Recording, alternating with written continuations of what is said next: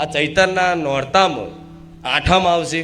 એ આઠમના દિવસે દરેક ભાવિક ભક્તોને કહીશ કે ગમે તેવો બહાર જવાનું હોય, ગમે ત્યાં જવાનું હોય, પણ આઠમના દિવસે દરેક ભાવિક ભક્તો પોતાના ઘેર જે જગ્યા પર રહેતા હોય, એ જગ્યા કોઈનો મઢ હોય, મંદિર હોય તો બરોબર છે, નહીં તો જે જગ્યા પર રહેતા હોય એ જગ્યાએ આ આઠમનું નિવેદ પોતાના ભાવથી, શ્રદ્ધાથી તમે જાતે તમારા પરિવાર સહિત તમારા ઘેર કરજો. તમારી કુળદેવી આવશે જમવા.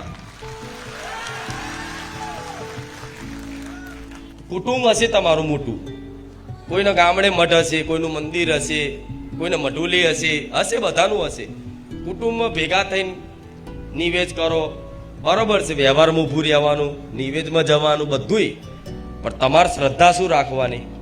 આ બારેજા ધામ આવનારા તમામ ભક્તોના શીખ હાલું છો, મારા બીજાથી કોઈ મતલબ નહીં.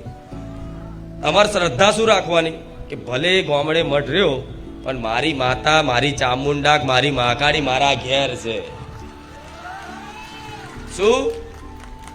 ભલે ગામડે મઠ રહ્યો, ગામડે જવાનું, નિવેદમાં ઊભું રહેવાનું, વ્યવહારમાં ઊભું રહેવાનું, બધુંય. પણ બધા ટોરા હંગાત નિવેદ કરવાની મજા આવશે. માને જમાડી હોય ને તો એકાંતમાં જમાડજો. માતા એવું કહીશ તમારી માં હાથેથી કોર્યા ના ખાય મને કહેતો.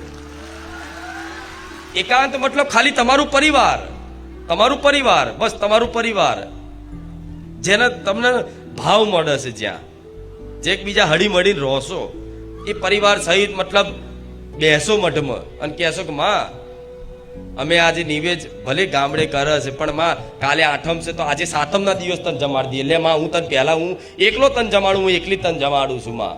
એવી ચોખાનું નિવેદ, ઘી ગોળના ચોખા બનાવીને ધૂપ કરી નારિયેળ વધેરી પાણીનો ગ્લાસ ધરાવજો. તમને જે ઈચ્છા થાય ને મનથી કે દાળ ભાત પૂરી શાક લાપસી બનાવીને આજ મારી માતાને ભોણું ધરાવવું છે અને એ દિવસે 5 કુવાસીઓ જમાડશો ને તમારી માતાનું નિવેદ પહોંચી ગયું.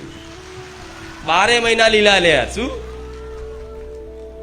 માતા નિવેદ તો લે, નિવેદ તો મતલબ બધાય હાલે છે, પણ એ નિવેદ શું છે? 12 મહિને એક જ વાર નિવેદ કરો ને 12 મહિના તમારી કુળદેવી હાચવો, તમને કોટો ના વાગવા દે, એમના માં કહેવાય.